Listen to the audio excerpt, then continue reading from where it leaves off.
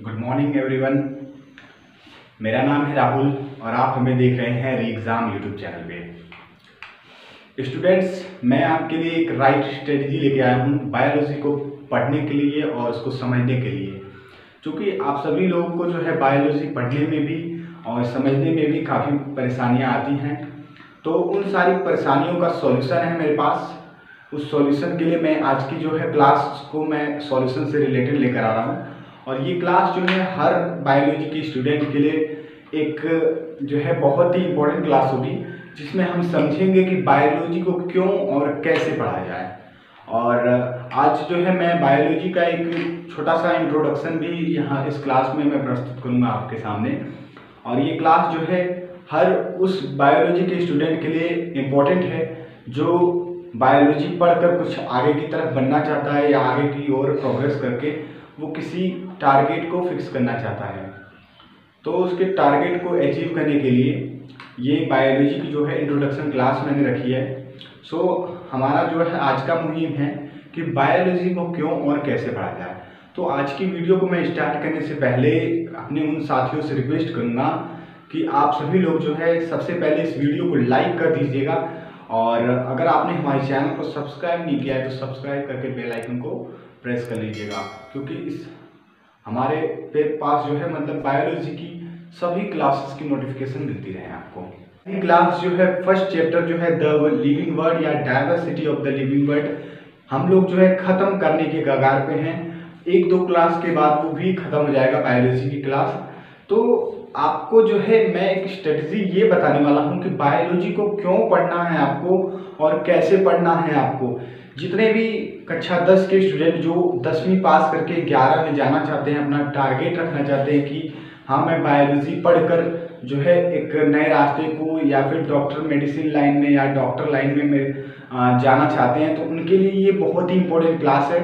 तो सबसे पहले आप अधिक से अधिक संख्या में जुड़ जाइए हमारी क्लासेस को, और इस सेशन को जो है अधिक से अधिक अपने व्हाट्सएप ग्रुप, फेसबुक ग्रुप या टेलीग्राम चैनल हो या इंस्टाग्राम हो, सब पे शेयर कर दीजिए अधिक से अधिक मात्रा में, जिससे कि बहुत सारे स्टूडेंट्स हमसे जुड़ सकें। जितने भी कक्षा 10वीं का एग्ज़ाम दे रखे हैं स्टूडेंट, उनके लिए तो ये जो है बम्पर अपॉर्चुनिटी है ये क्लास। आपको इस क्लास में समझना है कि कैसे हमें प्रॉपरली बायोलॉजी को क्रैक करना है, बायोलॉजी को समझ लेना है, बायोलॉजी की जो वर्ड सीक्वेंसिंग पावर है उसको आपको गेन करना है, और उसको गेन करने का फॉर्मूला क्या होता है, कैसे पढ़ी जाती हैं किताबें, कितने समय आपको पढ़ना है, ये सारी चीज़ें बाकायदे मैं आपको समझाने वाला हूँ सेशन में।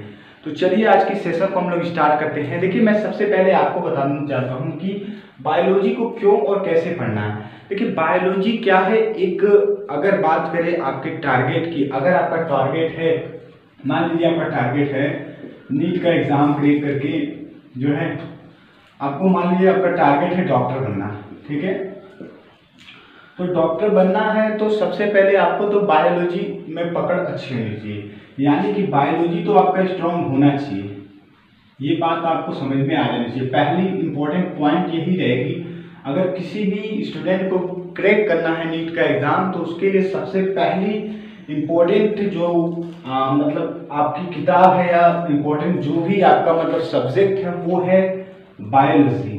इसके बाद जो है दूसरा सब्जेक्ट आपका आप अपना रखोगे केमिस्ट्री, और इसके बाद जो है आप अपना रख सकते हो फिजिक्स। तो आपको क्योंकि डॉक्टर बनना है तो सबसे ज़्यादा इम्पोर्टेंट है आपका बायोलॉजी पोर्शन, और बायोलॉजी जो है बहुत ही मतलब कि महत्वपूर्ण है नीट के एग्ज़ाम के लिए भी या आपके डॉक्टर भविष्य में डॉक्टर बनने के लिए भी। तो इस कारण से हमें जो है बायोलॉजी को पढ़ना अनिवार्य है, बहुत ही ज़्यादा इम्पोर्टेंट रहेगा। इसीलिए हमें पढ़ना है बायोलॉजी को, क्योंकि बायोलॉजी जो है हमारे टारगेट का एक बहुत ही बड़ा पार्ट है, स्ट्रॉन्ग पार्ट है, बहुत ही बड़ा स्ट्रॉन्गेस्ट पार्ट है। इसलिए हमें इसे जो है अनिवार्य रूप से पढ़ना है। अब देखिए कैसे पढ़ा जाए बायोलॉजी को, how to read biology.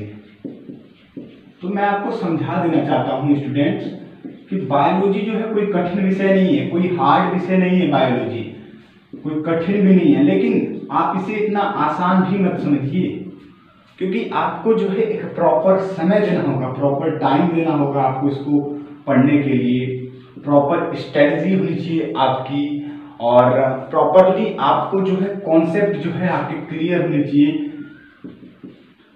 Concept clear, ठीक है।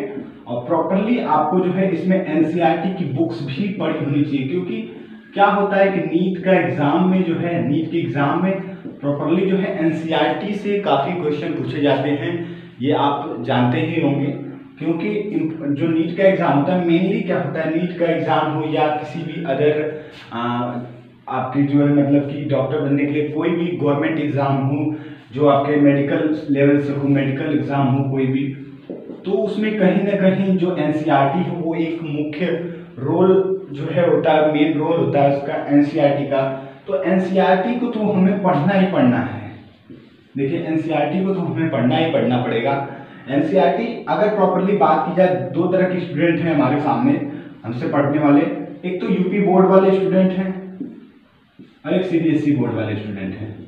देखिए मेनली क्या होता है कि यूपी बोर्ड के जितने भी स्टूडेंट होते हैं वो उन्हें प्रॉपरली मालूम नहीं होता है, और मेनली वो क्या होता है कि शुरू से ही वो लोग जो है हिंदी माध्यम से पढ़ रखे होते हैं, इसलिए हिंदी से जब वो सीबीएसई बोर्ड में जाते हैं तो उनको क्या होता है कि काफ़ी समय लग जाता है जो है समझने में चीज़ों को। ऐसा बहुत सारे स्टूडेंट के साथ हुआ है, इसलिए जो है मतलब कि क्या होता है कि यूपी बोर्ड के जितने भी स्टूडेंट हैं उन्हें सीबीएसई बोर्ड यानी कि इंग्लिश माध्यम में जो है बायोलॉजी पढ़ने में काफ़ी कठिनाइयाँ आने लगती हैं। जो तेज लड़के होते हैं, जो स्ट्रांग लड़के होते हैं, मजबूत लड़के होते हैं, वो भी क्या होते हैं कि ऐसे सिचुएशन में जो है अपने टारगेट से मिस हो जाते हैं। बहुत सारे जो है उनके अंदर वीकनेस आ जाती है, कमजोरियां आने लगती हैं।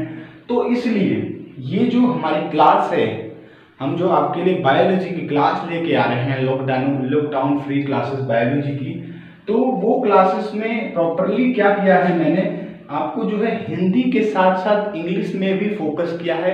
मैक्सिमम मैंने जो है उसमें हर क्लासेस में आपको 70% फोकस किया है इंग्लिश की तरफ, क्योंकि आपकी जो है अगर मान लीजिए आप नीट का एग्जाम भी क्लियर कर लेते हैं तो इसके पश्चात आपको जो चीज़ें हैं वहाँ पे इंग्लिश में ही पढ़ने को मिलेगी, न कि हिंदी में। इसलिए आपको जो है मेनली मैंने क्या किया, 70% इंग्लिश की तरफ फोकस किया है, वहीं जो है 30% आपको जो है हिंदी का भी मैंने नॉलेज यहाँ पे दी है।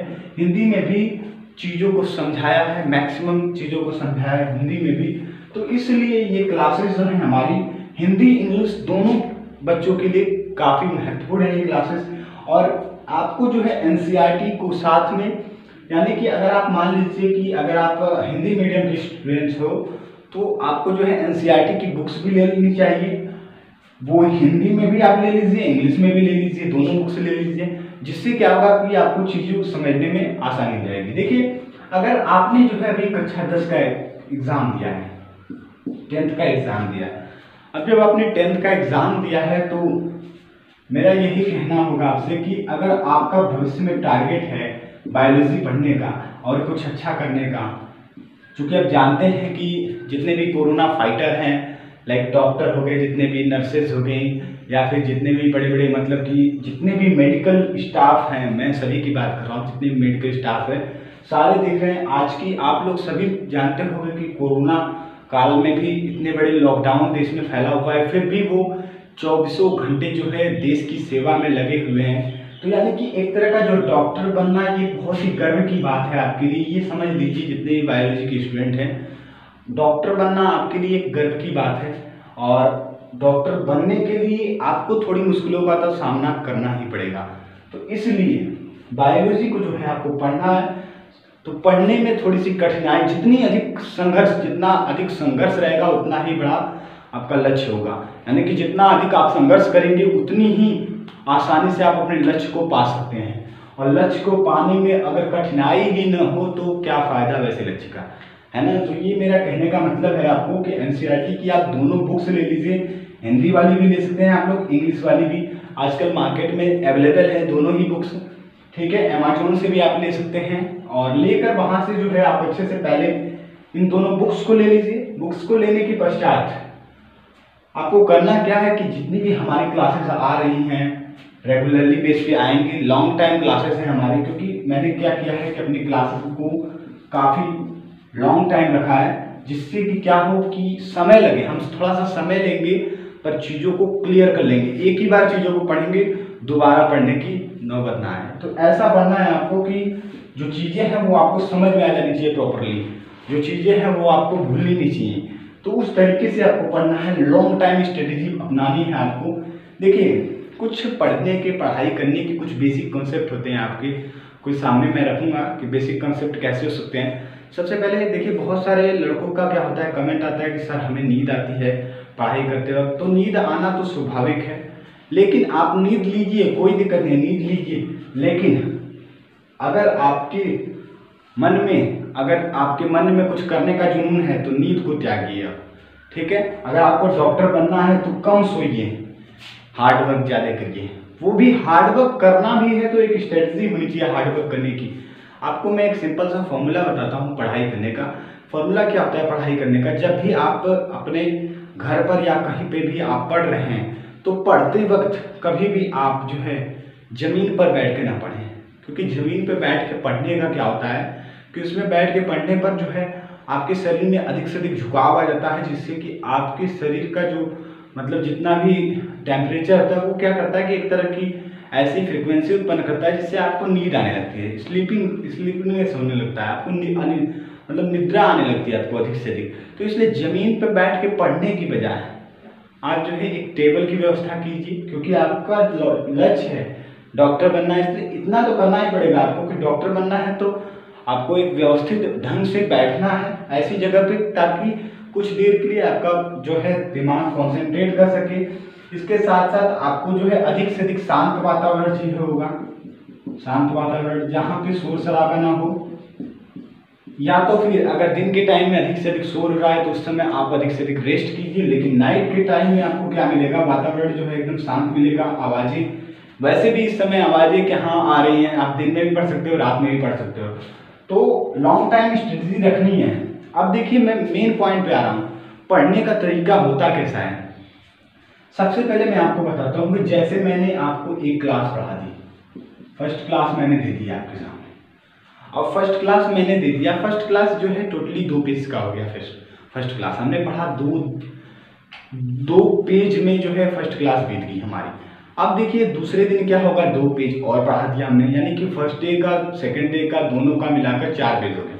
अब देखिए उसको पढ़ने के लिए रूल होता है, डेली रूटीन वाला रूल होता है। आपको क्या करना होता है, डेली रूटीन में जो डेली रूटीन की बात कर रहे हैं हम लोग, डेली रूटीन का मतलब ही होता है, आपको मैं बताना चाहता हूँ कि डेली रूटीन का मतलब होता है दिनचर्या। दिनचर्या में क्या होता है कि आपके जो सुबह से लेके शाम तक के जितने भी आपने वर्क किए होते हैं उन वर्कों को हम लोग डेली रूटीन के अंतर्गत रखते हैं। जैसे सुबह उठना या जागना, आप जो भी कह सकते हैं, जागने के बाद फ्रेश होना, फ्रेश के बाद आपका नहाना या बात करना, इसके पश्चात नाश्ता करना यानी कि ब्रेकफास्ट करना, है ना। ब्रेकफास्ट के बाद अगर लॉकडाउन है तो इस समय आप क्या कर रहे हैं, टीवी देख रहे हैं या कुछ भी कर रहे हैं, मूवी देख रहे हैं, कुछ भी कर रहे हैं, ठीक है। तो ये सारी एक्सेट्रा चीज़ें होती जाती हैं, यानी कि सुबह से लेकर शाम तक कुछ ना कुछ काम होता है आपके पास, है ना। तो क्या होता है कि आपको मैं बता देना चाहता हूँ कि जितनी भी आप चीज़ें प्रैक्टिकल करते हैं वो प्रैक्टिकल चीज़ें, देखिए पढ़ाई को एक तरह का प्रैक्टिकल समझिए कि हम प्रैक्टिकल कर रहे हैं। जब आप पढ़ाई को, जब आप किसी भी चीज़ को पढ़ रहे हैं तो उसको आप समझिए प्रैक्टिकल करना, है ना। देखिए सुबह से शाम तक आपने क्या किया, सुबह जागने से लेकर शाम को जो है सोने तक आपने क्या किया, प्रैक्टिकल ही तो किया है आपने सुबह से लेकर शाम तक।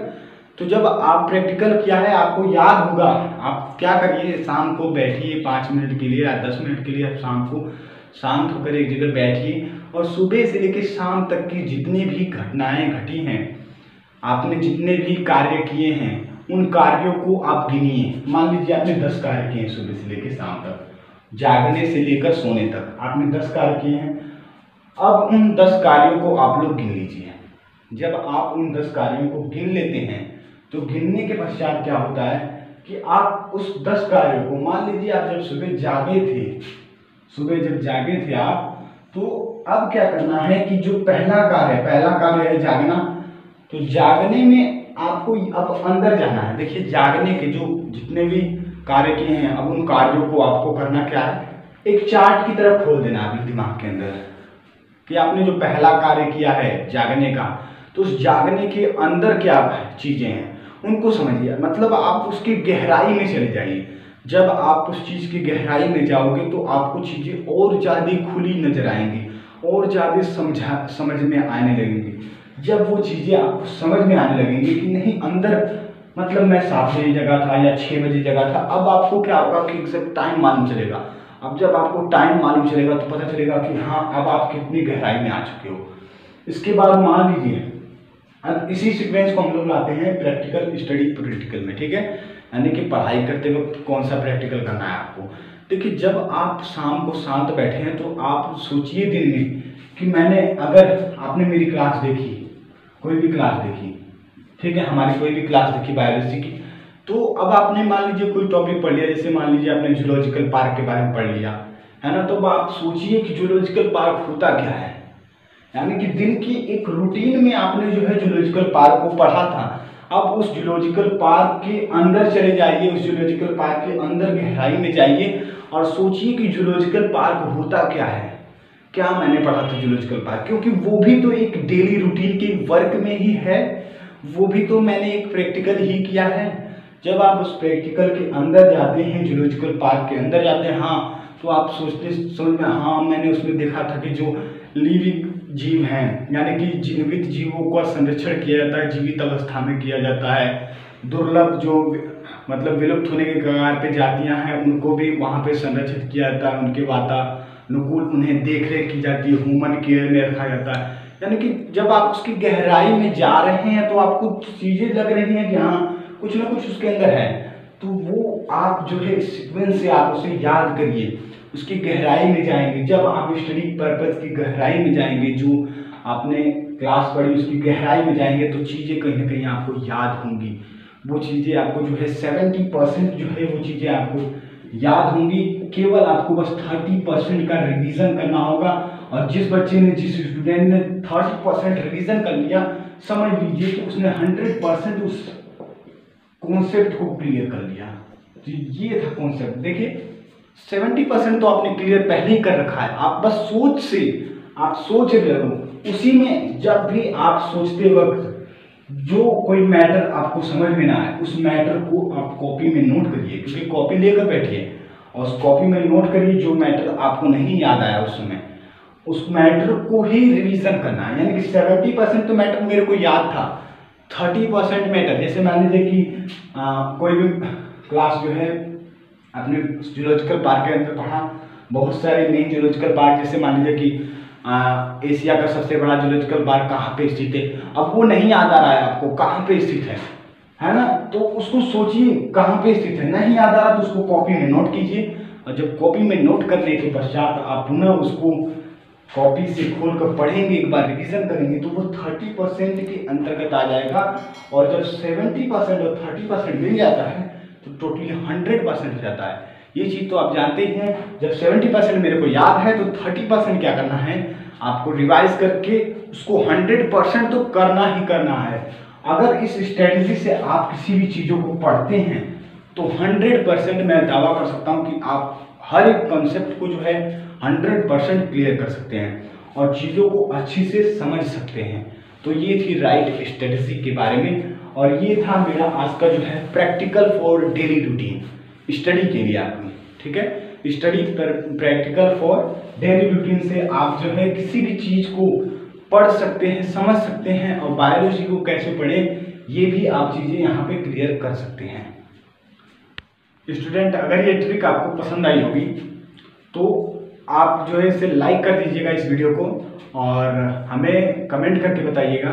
और आपका टारगेट है आज का कम से कम शेयर करना है, आपको 10,000 लोगों को इसे शेयर करना है अपने व्हाट्सएप ग्रुप और फेसबुक ग्रुप में। जितना अधिक से अधिक हो सके इसे फैला दीजिए, आप आग की तरह इसे फैला दीजिए। और ये ट्रिक बहुत ही धांसू है, study practical for daily routine. ये ट्रिक है, सुपर ट्रिक है, 2020 की ये स्पेशल ट्रिक है आपके लिए। बायोलॉजी को पढ़ना है या केमिस्ट्री, किसी भी विषय को आपको क्रैक करना है, तो क्रैक करने की इससे बेटर ट्रिक कभी भी कहीं पे भी आपको नहीं मिल सकती। इसलिए इस ट्रिक को जो है अधिक से अधिक लोगों को शेयर करिए, और आपका टारगेट है कम से कम इसे 10,000 लोगों को शेयर करना। तो स्टूडेंट इसे जरूर अधिक से अधिक संख्या में शेयर कीजिए और लग जाइए, टारगेटेड स्टडी कीजिए, जिससे कि जीवन में एक अच्छा मुकाम हासिल हो सके। सो स्टूडेंट, यही थी आज की वीडियो का मुहिम और यही था मेरा समझाने का तरीका। तो आज की क्लास में इतना ही, और मिलेंगे ऐसी ही नई वीडियो के साथ, और ऐसे ही मोटिवेशन से रिलेटेड आपको मैं फैक्ट्स लेकर आऊँगा, मोटिवेशन से संबंधित आपको चीज़ें समझाऊंगा, आपको मोटिवेट करूंगा, आपको किस तरह से आपको चीज़ों को पढ़ना है, समझना है, और आगे भी वीडियोस में ऐसी ही नई स्पेशल ट्रिक लेकर आऊँगा जिससे कि आपकी पढ़ाई में क्या हो जाए, चांद चांद लग जाए। सो स्टूडेंट, आज की क्लास में इतना ही, मिलते हैं ऐसी नई वीडियो के साथ। आज के लिए इतना ही, good bye, have a nice day.